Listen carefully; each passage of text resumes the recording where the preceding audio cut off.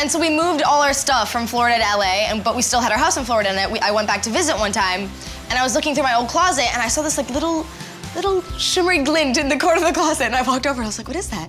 And I picked it up, and it was my Lance Bass ring, and I was so excited. And like from that point on, I wore it every single day, even though I was like 15, 16, I didn't care, I loved my Lance Bass ring. Come back, Lance, come back.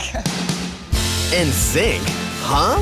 So now you've got an idea of what kind of music Victoria likes, right? Clap, clap, clap, clap, clap your hands. Well, not quite. NSYNC is downright modern compared to what Victoria is rocking on her iPod right now. And that's secret number 2. Victoria and her mom share a record collection. That's right, I said record. I kind of have the musical taste of a 40-year-old woman, I'm not gonna lie. I mean, seriously, I love Hall & Oates, love them. I've played them every single day on the way to work. I love Frankie Valli and the Four Seasons. I love Carly Simon, so I love all those oldies. My music has a B-side, and what I mean by that is that I love vinyl vintage records. So, you know, on like on a vinyl record, you have an A-side, which has about like 6 songs, and then a B-side, which has like 6 other songs. And I just love the sound of a vinyl record. There's just something so, you know, like familiar and homey to it, and it's so raw and real, which I love. And there's nothing like sitting in my room on a day where I'm not working and just falling asleep to an Aretha Franklin record.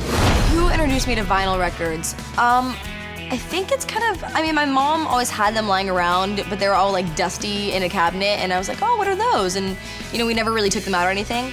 And then, I don't know, I kind of discovered it myself, and I told my parents that I really wanted a record player for my birthday, and so they got me one, and I just could sit there and listen to that sound for hours.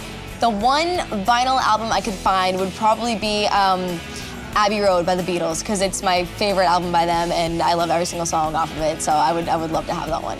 So where does Victoria make all her vinyl fantasies come true? Amoeba Records is one of my favorite record stores because it's one of the biggest that I've ever been to, and also the fact that they don't really have many record stores around anymore. It's, you know, because everything's on iTunes and online, so it's just really cool to be able to go into like such a historic, well-known place like that, and the vibe about it is so awesome too. There's graffiti on the walls, and if we go there, I'll show you guys, there's an elevator, and it has like tons of graffiti, and it's just so dirty and messy looking, but it's just so like grungy and cool, and I love it. This is the elevator of one of my favorite record stores in Hollywood.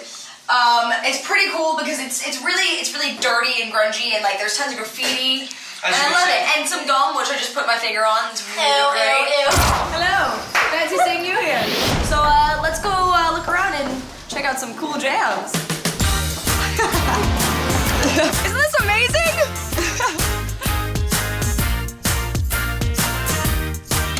What do you do with the tape? All that record shopping has inspired Victoria to make her own music shine. Something people might not know about me is that I dabble in piano, and I just learned the Victoria's theme song.